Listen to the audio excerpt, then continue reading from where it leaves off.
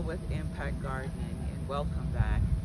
It's an amazing day here in South Florida. The sun is bright, the skies are blue, there's a slight breeze. It's just a wonderful day, and you know what? We're blessed. If we can come out and have eyes to appreciate this and take a deep breath, then it's a blessed day.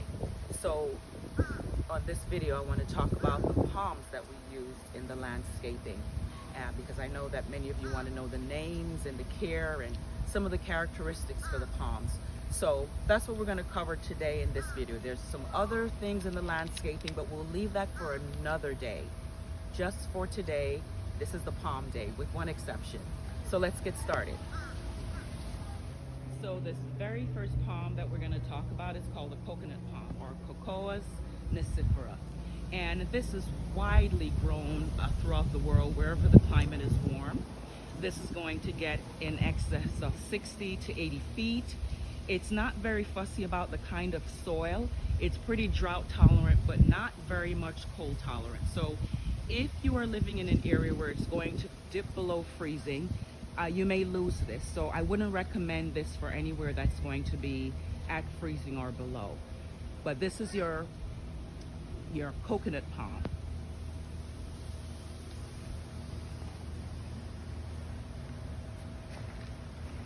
The next one that we're going to talk about is called the Carboxylan Macrosperma.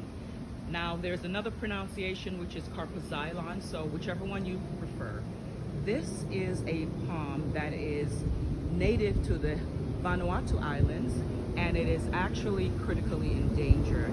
There are less than 100 found in the wild, meaning not cultivated, and so it is still critically endangered, although there is a lot of work being done in terms of having this palm being cultivated in Australia and also in the United States, of course parts of Hawaii. It's a beautiful palm with an onion base, and then it has a very long neck, and then the fronds are stiff and arching, just absolutely magnificent. And we're having a little bit of a problem with this because we sort of turned off the sprinkler, the irrigation to this palm, because we were working on a water system, a water feature.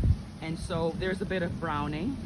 It loves the water. So we think that's the reason why we're having this browning. We've corrected the problem. So we expect that this is going to bounce back in a few weeks and look very, very lush. But an absolutely beautiful palm. Now the fronds will separate from the crown and split right down that long neck or shaft, and you may need to help it to tear off because it's pretty heavy, and that's what gives you the rings at the bottom, is where that frond separates when it gets old. But absolutely magnificent. That will grow to about 25 feet.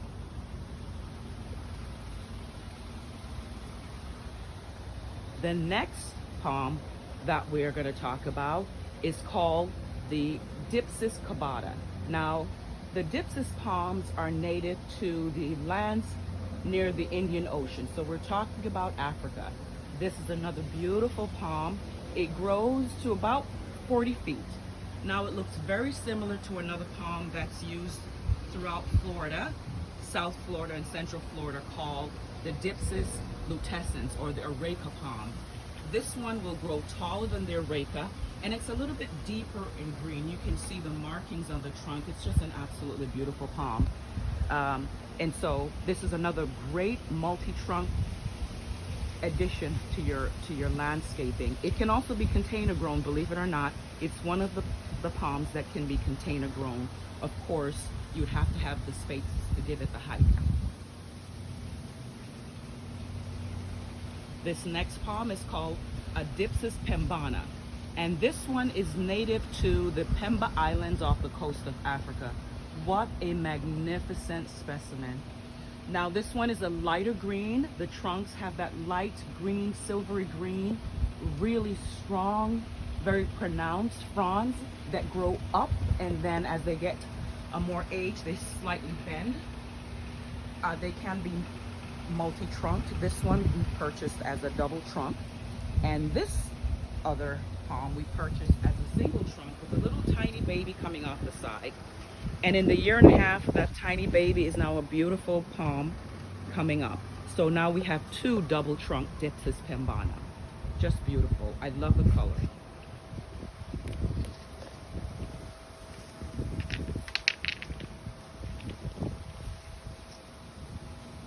The next palm that we're going to talk about is actually the first one we put in the landscaping. And this one is called a European fan palm. And I think the botanical name for this one is Chamaerops humilis.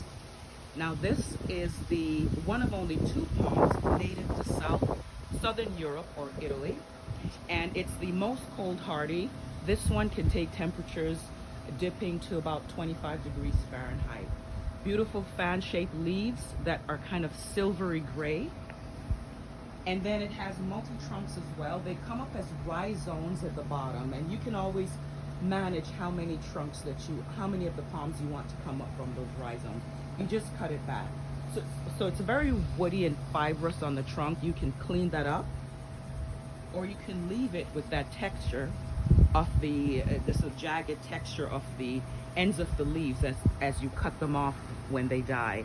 And so we've kind of done both. And this one is a 4-trunked palm, just absolutely beautiful and a centerpiece for us.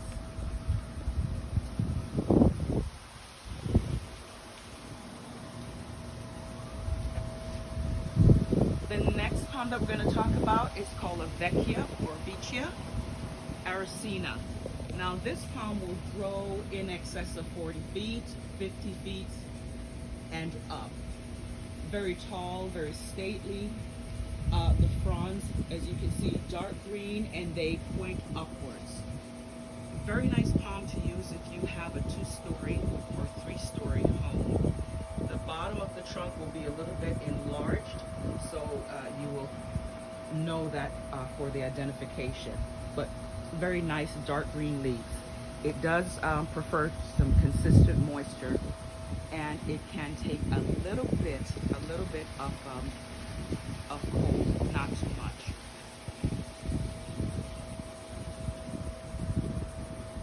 The next palm, we have 2 of these. This is called the Foxy Lady. Now the Foxy Lady is a cross between a foxtail palm and a Vecchia.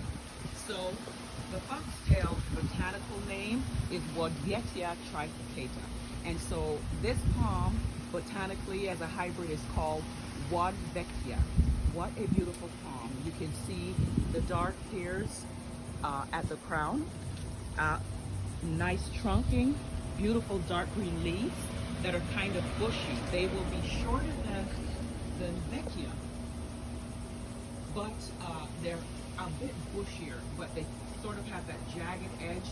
Just another wonderful palm that will get to about 40 feet in height. By the way, compared to the European fan palm, that tops out at about 15 feet in height, and that's probably the lowest height of all the palms that we have.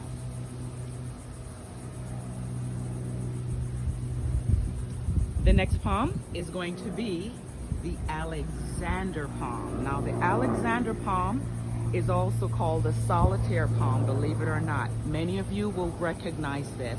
It's actually called the solitaire palm. It has slender, graceful trunks, and for the most part we have seen this with multiple trunks planted together because that's the nicest way for it to be displayed. But if you have limited space, compact space, this is a wonderful palm to use. Gets to about 25 feet in height. Now the Alexander palm is confused a lot of times with the Alexandra palm, which is also called the king palm, which grows in excess of 80 feet. But this one will top out at about 25 feet in height. So this is what most people are using in Florida itself. Now this next palm, look at this beauty. This big guy here, single trunk, is called a Caryophyllum or a fishtail palm. Of course, it gets its name from the jagged edges on the leaves that look like fishtails. This one will get to about 40 feet in height. Usually it's a clustering palm, so it's a very good choice as a background or screen for privacy. Used a lot like you would bamboo for the same purpose. This one happens to be a single trunk. Now, there are a few species of the fishtail This one, I believe, is Caryoptomyces, although it is a single trunk. There is another variety that's single trunk, but this is widely used. The Caryoptomyces name is widely used in Florida, so I believe this is what it is. We've just been fortunate to have it with a single trunk. We lost 2 of the fronds last year during a tropical storm, so it's a little bit lopsided.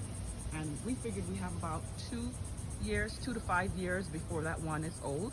And then they age and top out, they flower, and then they'll die. So we are hoping we can get about 5 years out of that. This beauty here, this one is called a Buccaneer Palm, also called a Florida cherry palm. And the botanical name is Pseudo Sargenti. Another palm that is critically endangered here in Florida. It is native to Florida and the Caribbean and Mexico, but in Florida it's critically endangered because there are less than 50 of these palms growing in the wild in Elliott Key. And so there may be more in Mexico, of course, and the Caribbean, but here in Florida it's critically endangered. Please use this one if you can. Beautiful silvery gray palm all the way through, a lighter green. The berries and flowers are usually yellow. It has been seen in red, but ours bloomed and it was yellow. Just, it attracts a lot of bees, so it's a really great pollinator. This one had some damage, of course, when we purchased it, but we've nursed it back to health and it looks magnificent. This next palm, we have 2 of these that look slightly different. And this one is called a Gaucia Princess. And the Gaucia palms are in the bottleneck palm family. This one differs from the bottle palm that you usually see because this one has a longer, deeper neck, more graceful. And then you'll see about 3 to 6 fronds coming out from the crown. It's got longer leaf fronds and as opposed to the bottle palm, which has the shorter, stumpier fronds. And so this one, it's just the balance between the fronds and the enlarged base is just wonderful. It's a beautiful, beautiful specimen. And we have 2 of those. Now, in between the 2 Gaucia Princess, we have, this is not a palm, but we figured we'd cover this one. This is the black bamboo, and I want to say it's Phytostaceous nigra, and it is native to the Hunan province in China. Now, this one will get to be about, it can go up to 80 feet. It is said from the research that the stalks will become black after about 1.5 years of maturity. But I can tell you, the 1.5 years that we've had this, we've had many stalks come up and they turn black well before that. Just absolutely stunning. Well, now it's the grass, so like all grass, you're going to get the rhizomes in the bottom, how it spreads underneath the ground, and also you're going to get some shedding. But you know what? We put up with the shedding for such a beautiful specimen.